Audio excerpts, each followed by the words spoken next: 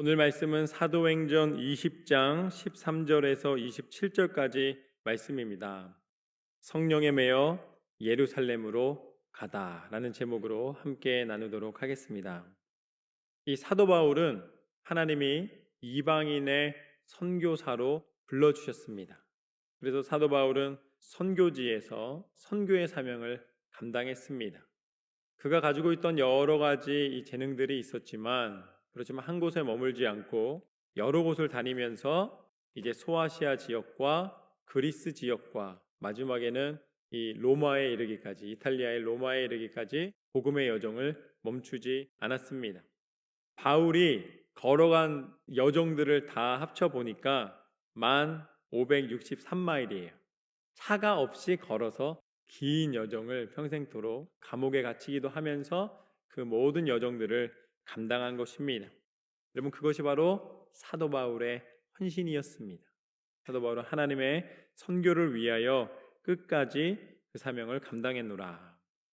저는 우리 교회가 하나님의 선교를 잘 감당하는 교회가 되기를 축복합니다.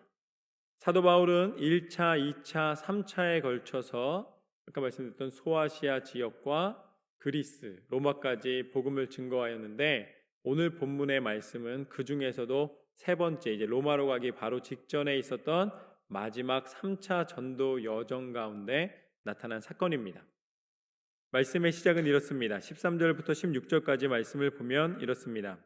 우리는 앞서 배를 타고 앗소에서 바울을 태우려고 그리로 가니 이는 바울이 걸어서 가고자 하여 그렇게 정하여 준 것이라. 바울이 앗소에서 우리를 만나니 우리가 배에 태우고 미들레네로 가서 거기서 떠나 이튿날 기오 앞에 오고 그 이튿날 사모에 들르고 또 그 다음날 밀레도에 이르니라. 바울이 아시아에서 지체하지 않기 위하여 에베소를 지나 배 타고 가기로 작정하였으니 이는 될 수 있는 대로 오순절 안에 예루살렘에 이르려고 급히 감이라. 이제 이 바울의 여정을 보게 됩니다. 바울하고 이 함께하는 그 일행들이 어디에 있었냐면 드로아라는 지역에 있었는데 드로아에서 이제 앗소로 가게 되는데 이때 바울이 누구랑 같이 있었냐면 누가랑 실라랑 디모데랑 같이 있었습니다. 그런데 그 세 명은 어떻게 갔냐면 드로아에서 배 타고 갔어요. 이렇게 백길로에서 도착을 하게 됩니다. 그런데 갑자기 바울은 뭐라 그러냐면 나는 걸어갈게. 그래가지고 여기를 걸어갔어요. 왜 바울이 그랬을까요? 다른 사람들은 다 배 타고 가라고 그러고 자기는 거의 30km가 넘는 거리인데 한 38km 정도 되는 길을 걸어서 힘들게 앗소까지 이르게 됩니다. 그 이유가 무엇이었을까요? 그 이유는 아무도 모른다. 아무도 몰라요. 그 이유는 성경에 그 기록이 없어요. 그 때문에 바울만 알고 있습니다. 그러니까 바울의 결정이었다라고 나와 있어요. 그런데 중요한 게 뭐냐면 그 여정이 피곤했고 또 계속적으로 이 1차, 2차, 3차라는 그 여정 가운데 있었기 때문에 그 바울도 피곤했고 사실은 일행들도 그렇게 녹록한 상태가 아니었어요. 그러니까 언제든지 나 이제 그만해야겠다 할 수 있는 상황이었습니다. 그런데 그들이 여기서 헤어졌지만 바울도 그 먼 거리를 걸어서 앗소까지 왔고 나머지 사람도 중간에 힘들다고 딴 데로 빠지지 않고 어떻게 됐다? 앗소에서 다 같이 만났더라. 할렐루야. 주님의 일은 믿음의 신뢰가 있어야 되는 줄로 믿습니다. 신뢰가 없으면 같이 할 수가 없는 거예요. 그러니까 바울이 나는 걸어갈 테니까 니네 배 타고 가. 그래놓고선 바울이 갑자기 안 나타나면 어떻게 되는 거예요? 황당한 거죠. 아무것도 할 수 없는 거예요. 또 거꾸로 바울이 너희들은 그래도 편하게 배 타고 가라. 나는 걸어갈 테니까. 도착했더니 그들이 다 없어져 버렸어요. 그럼 어떻게 되는 거예요? 아무것도 할 수 없는 거죠. 이 사건을 우리가 비난할 수 없는 것은 이미 벌어졌던 일입니다. 언제 벌어졌습니까? 예수님이 이제 잡혀갈 것이라고 말씀하셨을 때에 제자들이 장담했어요. 예수님, 절대 나는 예수님 떠나지 않을 겁니다. 당신이 어떤 어려움을 당해도 나는 함께 할 겁니다 라고 이야기했습니다. 어떻게 됐다? 예수님이 잡히던 날 밤 다 뿔뿔이 흩어지고 말았다. 그렇지만 그런 그들을 예수님께서는 끝까지 믿어주셨고 다시 오셔서 진리의 능력이 무엇인지, 진정한 하나님을 사랑하는 것이 무엇인지를 알게 하시고 그들을 회복시키시사 진짜 예수님의 제자가 되게 하여 주신 줄로 믿습니다. 그래서 주님의 일은 무엇으로 하는 것인가? 주님의 일은 돈으로 하는 거 아니에요. 주님의 일은 개인의 머리나 능력으로 하는 것이 아닙니다. 주님의 일은 믿음의 신뢰로 하는 것입니다. 우리가 절대 시작한 것을 끝까지 그 여정을 멈추지 않겠다는 그 믿음의 결단과 삶의 결과가 일치했을 때 그곳에 하나님의 역사가 나타나게 되는 줄로 믿습니다. 그리고 믿음의 역사는 혼자 하는 것이 아닙니다. 혼자의 믿음으로 이루어지는 것이 아니라 함께 연합하여 주의 일을 함께 행하는 줄로 믿습니다. 여러분, 앗소에서 한 사람은 걸어오고 한 사람은 배를 탔지만 결국 만나서 그 다음의 여정을 함께 하였다는 것은 우리 믿음의 동역자들에게 너무나 중요한 사건인 줄로 믿습니다. 여러분, 사람과 사람은 개인의 의지나 개인의 결단으로 신뢰를 할 수가 없어요. 이분들이 앗소에서 다시 만날 수 있었던 것은 주의 부르심으로 하나님의 영광을 향해 함께 선교의 사명을 감당했기 때문입니다. 여러분이 하나님 안에서 한 마음 한 뜻으로 하나 되시기를 주님의 이름으로 축원합니다. 이것이 바로 오늘 말씀의 첫 번째 교훈입니다. 우리의 신뢰는 하나님 안에 있노라. 하나님이 우리와 함께 하시기 때문에 우리가 그 여정을 멈추지 않고 믿음의 발걸음을 담대히 끝까지 걸어갈 수가 있는 것입니다. 여러분, 지금 우리가 신앙생활에 방해받을 요소들이 너무나 많이 있어요. 여러분, 요즘 젊은이들이 그리고 또 많은 사람들이 교회에 대한 신뢰가 깨지고 또 목회자에 대한 신뢰가 깨지고 또 성도님들 사이에서의 신뢰가 깨지는 그런 일들이 많이 벌어집니다. 누가 좋아할까요? 사단이 좋아하는 일이에요. 사단은 우리가 분열되기를 원합니다. 사단은 우리가 좌절하기를 원합니다. 사단은 교회의 소식을 듣고 우리가 실망하기를 원합니다. 그러나 하나님은 이 땅의 교회를 하나님의 소망으로 세우셨습니다. 우리는 하나님의 예수 그리스도의 몸된 교회입니다. 하나님의 교회를 통해 하나님은 하나님의 역사를 나타내시는 줄로 믿습니다. 그래서 하나님의 교회를 통하여 하나님이 행하실 일을 기대하는 소망이 우리를 살리는 것입니다. 저는 여러분이 함께 모여 예배하며 기도하며 응답받고 하나님의 역사를 증거하는 하나님의 교회 가운데서 하나님 안에 날마다 서로를 믿음으로 신뢰하는 믿음의 여정이 되시기를 주님의 이름으로 축원합니다. 계속해서 17절에서 23절까지 말씀을 보면 이렇게 나와 있습니다. 바울이 밀레도에서 사람을 에베소로 보내어 교회 장로들을 청하니 오매 그들에게 말하되 아시아에 들어온 첫날부터 지금까지 내가 항상 여러분 가운데서 어떻게 행하였는지를 여러분도 아는 바니 곧 모든 겸손과 눈물이며 유대인의 관계로 말미암아 당한 시험을 참고 주를 섬긴 것과 유익한 것은 무엇이든지 공중 앞에서나 각 집에서나 거리낌이 없이 여러분에게 전하여 가르치고 유대인과 헬라인들에게 하나님에 대한 회개와 우리 주 예수 그리스도께 대한 믿음을 증언한 것이라. 보라, 이제 나는 성령에 매여 예루살렘으로 가는데 거기서 무슨 일을 당할는지 알지 못하노라. 이 바울은 예루살렘에서 한 자리 할 수 있는 사람이었어요. 그는 굉장히 누릴 수 있는 사람이었습니다. 그러나 바울은 예루살렘에 머무는 사람이 아니었습니다. 복음을 증거하며 전 세계를 다니는 사람이었어요. 그런데 바울이 지금은 예루살렘에 어떻게 해서든지 빨리 가려고 합니다. 그 이유가 무엇이었냐면 바울은 이 선교 여정 가운데 열매들을 보고하기를 원했습니다. 그래서 믿음의 지체들이 예루살렘에서 용기를 얻어서 더 많은 선교의 사명을 감당하기를 원했습니다. 그리고 또한 예루살렘에서 이 오순절 성령의 역사가 일어나는 그 사건을 다시 그곳에서 함께하기를 원했습니다. 그래서 예루살렘으로 어떻게 해서든지 빨리 가려고 마음을 먹었어요. 그런데 오늘 말씀 가운데 뭐라고 나왔냐면 빨리 예루살렘으로 가기 위해서 이 에베소서 지역을 어떻게 했다? 에베소서 지역을 들리지 않고 패스했다는 거예요. 마지막 3차 여행 때 돌아가는 길에 에베소 교회를 들르지 않습니다. 들릴 만도 한데 안 들리는 거예요. 왜 그러냐면 빨리 예루살렘에 가기 위해서. 그렇지만 그 에베소 교회에 대한 바울의 사랑이 있었기 때문에 밀레도 항에 도착했을 때 당신들이 좀 오라고 청합니다. 우리가 가서 그 성에 머물 수는 없지만 그래도 이 복음 안에서 내가 함께 나누기 원하는 것이 있으니 좀 오라고 장로들을 청합니다. 그래서 에베소 교회의 장로들이 와서 이 밀레도에서 만나게 되는 것이죠. 그리고 거기서 나눈 내용이 바로 오늘 본문 말씀 중에 나오게 되는 것입니다. 그런데 나는 예루살렘에 빨리 가야 됩니다. 그들을 만났을 때 이렇게 바울이 말해요. 그러면서 바울이 또 뭐라 그러냐면 내가 예루살렘에 갔을 때에 어떤 일이 나를 기다리고 있는지 모릅니다 라고 이야기를 해요. 그게 무슨 소리냐면 예루살렘에서 어떤 사건이 벌어졌습니까? 예루살렘은 분명 성지예요. 하나님의 성전이 있는 곳입니다.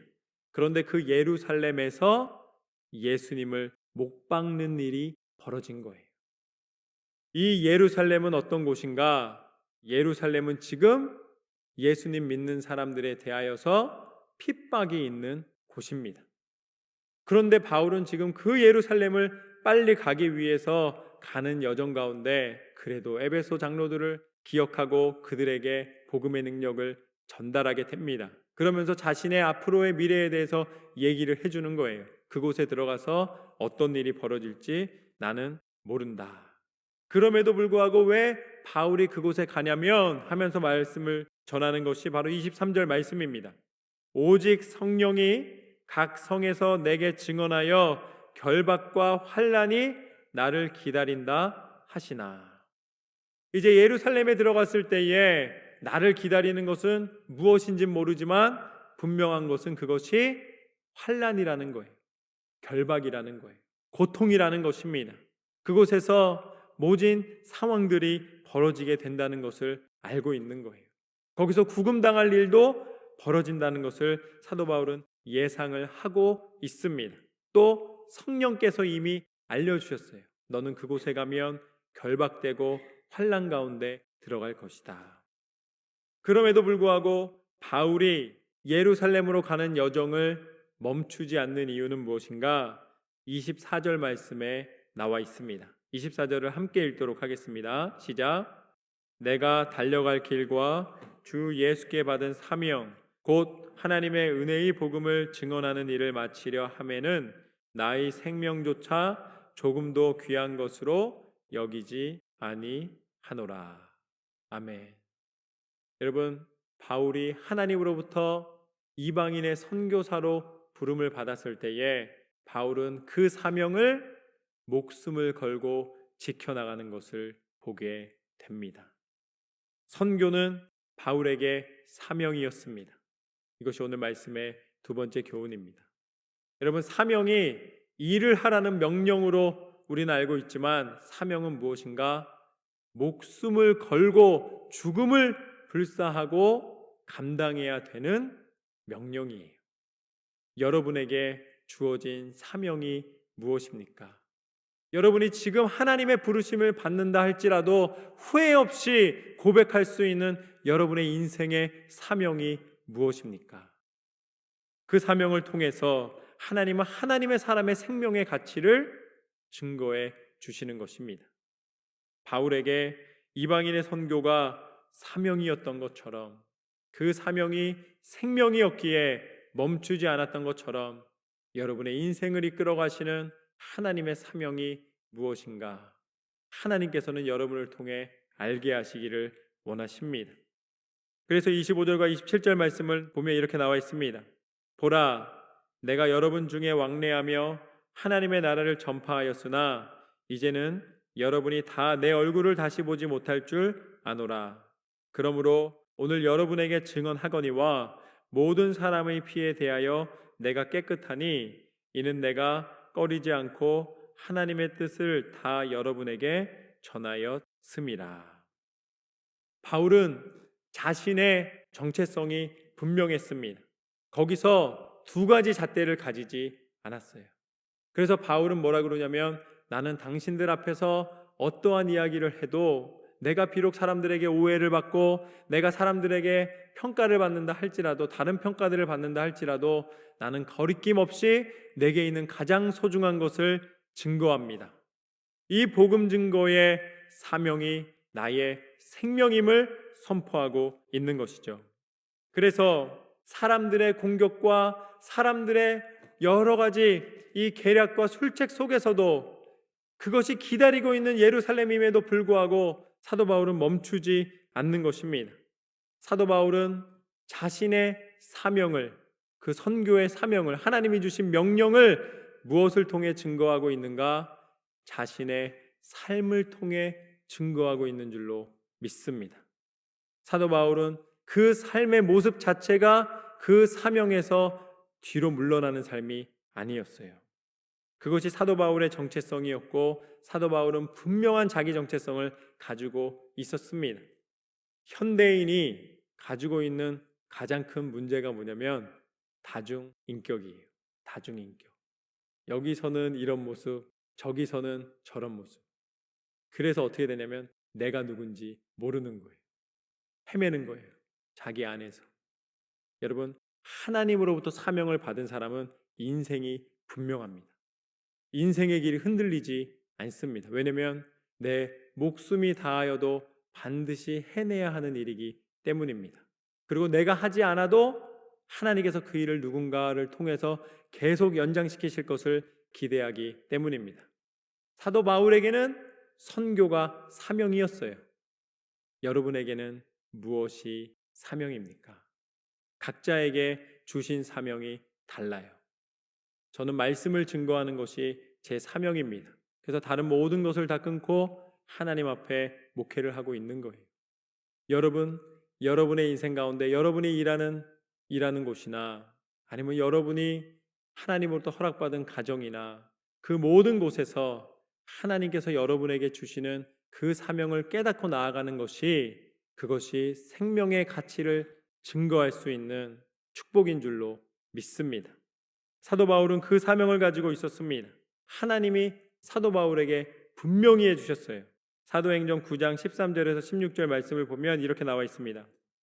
아나니아가 대답하되 주여 이 사람에 대하여 내가 여러 사람에게 듣사온즉 그가 예루살렘에서 주의 성도에게 적지 않은 해를 끼쳤다 하더니 여기서도 주의 이름을 부르는 모든 사람을 결박할 권한을 대제사장들에게서 받았나이다 하거늘 주께서 이르시되 가라 이 사람은 이방인과 임금들과 이스라엘 자손들에게 전하기 위하여 택한 나의 그릇이라.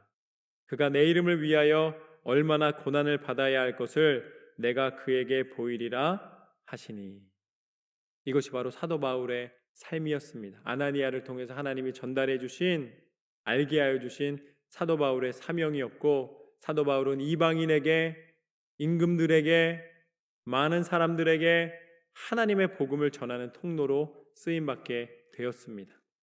여러분이 살고 있는 삶의 현장 속이 어디인지 다 달라요. 왜냐하면 재능이 다르기 때문입니다. 어떤 사람은 식당에서, 어떤 사람은 회사에서, 어떤 사람은 병원에서, 어떤 사람은 여러 가지 모습을 통해서 우리가 삶을 살아갑니다.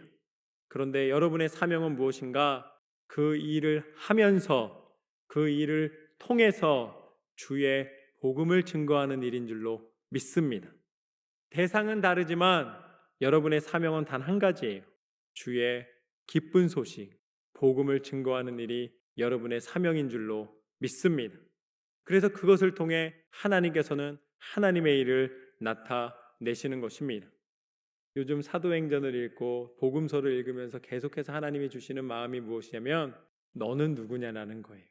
남이 말하는 너가 아니라 내 안에 너는 누구냐. 하나님 안에서 여러분 안에 있는 분명한 정체성을 갖고 있으면 세상의 평가에 흔들리지 않게 되는 줄로 믿습니다. 여러분, 다른 사람이 여러분한테 나쁜 사람이라 그러면 정말 나쁜 사람이십니까? 저는 그걸 묻고 싶어요. 나는 정말 잘하고 싶은데 오해할 수 있는 거예요. 오해할 수 있는 권리들이 다 있잖아요. 그런데 진짜는 소문이 아니라 여러분이 정말로 받은 사명이 무엇이고 여러분이 누구인가를 하나님 안에서 점검하시기를 주님의 이름으로 축원합니다. 그리고 쉽사리 세상의 평가에 흔들리지 마십시오. 하나님은 여러분을 통해 하나님의 일을 나타내시고 오늘 목숨을 걸고 바울이 복음을 증거한 것처럼 여러분이 계신 자리에서 여러분의 생명 다하기까지 여러분의 사명을 감당하시는 삶이 되시기를 주님의 이름으로 축원합니다. 살리시는 이는 하나님이십니다. 함께 하시는 이는 하나님이십니다. 하나님께서 여러분의 인생을 통해 오늘 사도 바울이 사명을 감당한 것처럼 여러분의 인생 가운데 주의 복음의 능력이 나타나게 하실 줄로 믿습니다. 사도 바울이 이렇게 목숨을 걸고 이 모든 사명을 감당할 수 있었던 이유는 하나님이 사도 바울만 버려두고 너만 잘 사명 감당하다 죽더라도 그냥 너만 계속 해라 라고 하지 않으셨어요.